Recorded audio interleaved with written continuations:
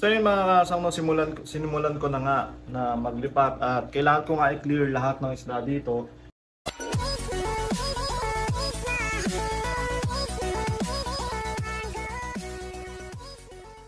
So yung mga fry dito nailipat ko na yung iba, tapos yung iba hindi ko pa alam kung saan ko pwedeng ilagay. Pinagsama-sama ko yung magkaibang batch na parehas naman ng kulay.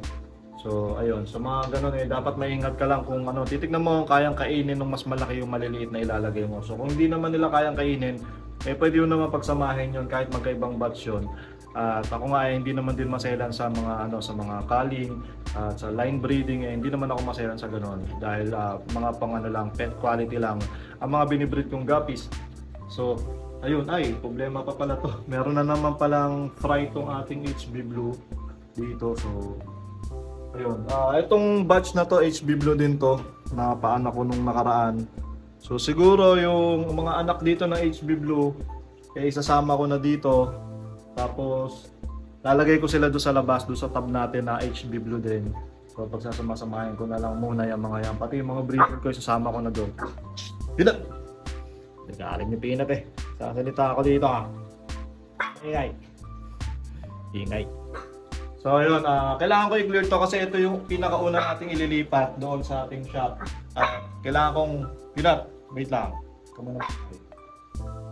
Kailangan kong ma-clear muna to dahil ito yung una natin ilalagay doon para mas maayos natin agad. Kasi ang target ko talaga is makapag-open ako doon this Saturday. Medyo malapit na yung araw na yun. So, bilisan na natin. So yun guys, ito yung sinasabi ko kanina na HB Blue na isang batch. Tapos ngayon ko lang napansin, kasi nandito yung ating breeder na HB Blue. Andiyan sa breeding cage. May HB Blue natin. At nakita ko kanina, ngayon lang, nung nagsasalita lang ako. Ayan, may mga fry na naman. Ayan, may mga fry. So i-collect ko yung mga fry na yan. Hindi ko alam kung kailan yan nanganak dahil medyo busy tayo. I-collect ko yung mga fry na yan at isasama ko na rin dito. Kahit medyo mas malaking konti itong fry na dito sa mga nandito. Pagsasamahin ko na yan, sabay-sabay na silang lalaki doon sa ating outdoor tub. Pati yung mga breeders natin, ililipat na natin doon. Itong ating ABT, hindi ko alam kung saan pa ililipat yan. Tapos ito, may paglilipatan na tayo nitong ating mga albino full red. Yan lang naman ang laman yan kasi nailipat ko na rin lahat. Itong ating green cobalt, isasama ko na lang doon sa green cobalt doon. So yan, kailangan natin ma-clear yan. Tapos kailangan natin ma-drain yung tubig para mailipat na natin doon. At malagyan na rin natin agad ng tubig para kahit ito lang muna sa Sabado, pwede na mag-open doon.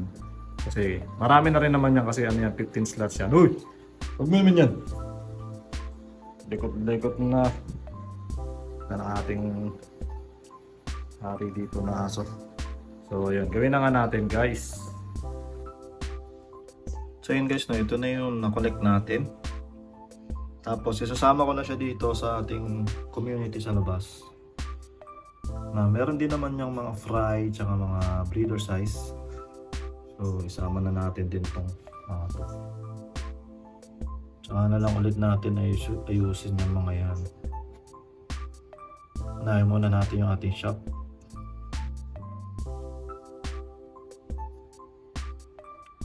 Tira pa. Yun. Hindi naman yan para kainin ng iba kasi may mga ibang fry naman dyan. Hindi naman nila kinakain din. Nga pala yung natin, EBM natin dito nagka-fry na din. Ayan. Pwede na rin natin ibenta yung mga breeders dyan. Lumaki na rin nga pala sila dito.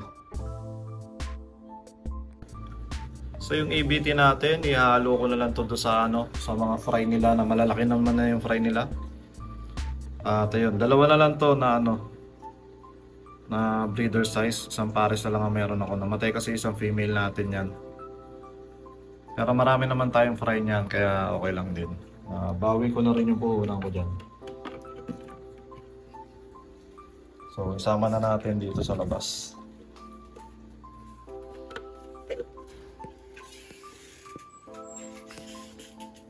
Dalawa lang naman to. Yeah.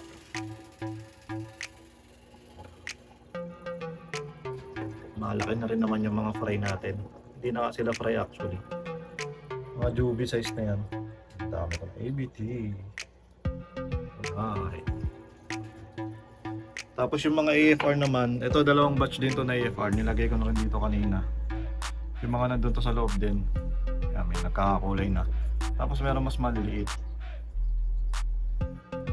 Yan, magkakaiba yung size nila. Kasi dalawang batch to pinagsama ko na rin. Diyan sa isang lalagyan. Tapos dito naman, dalawang batch din to. Ano naman, Blue Panda naman to. Kaya kung makikita nyo, may malaki, may maliit. Ayan. Pero hindi naman para kainin yung maliliit. Hindi naman nila kayang kainin yan ng malalaki.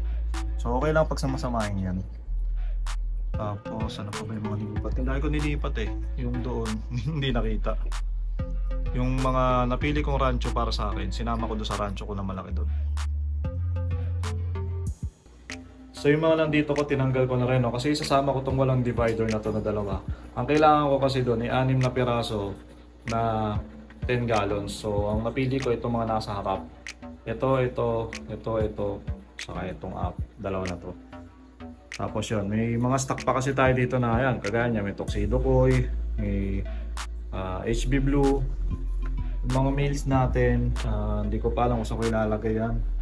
Pero dapat ma-clear ko na to. Dahil ito yung mga kunin ko. So, ayan, pati ito, i-clear ko na rin to. Baka ito ilagay ko sa labas muna, itong isang to. Kasi wala na tayong space dito. Dadalhin ko tong stand, tsaka itong tank na yan, 3 gallons. Tapos dito, ang konti na lang naman ang laman dyan. Yung AFR na to, lalagay ko yun, yung walang laman doon. Tapos yung green cobalt dyan, isasama ko na lang doon. Tapos, wala na laman, yung ano na lang, isang pares natin ng albino koi. Hanapan ko na lang magpaglalagyan to dahil isang pares lang naman. Hindi kasi ako makapunta pa sa farm ngayon. Yan, clear muna natin yan, no? Para mailipat na natin to. So yung mga kasang, ito na yung nakakapagod na part. Dahil wala na yung mga isda, kailangan ko na sila i-drain. So may mga bato pa yan kaya medyo mahirap mag-drain. Dahil nga doon sa mga lava rocks natin. So hindi ko na may drain niya total siguro. Baka magtara ako dyan ng mga 1 or 2% ng tubig para doon sa mga bato. Tapos i-clear na natin yan at yun, ilipat na natin to doon sa ating shop. Alright, ito muna unahin natin, tsaka na to. Madali lang naman itong mga to kasi ikokotse ko lang yan. Ito kasi medyo mahirap kasi malapad to. Hindi ko pa nga alam kung paano to dadalhin doon. Dahil mukhang hindi kasya sa kotse ko to. Baka ilagay ko na lang sa aming e-quad sa NO namin na electric bike. So doon ko na lang isasampa siguro yan. Sana kasya para hindi na ako manghiram ng tricycle. Alright?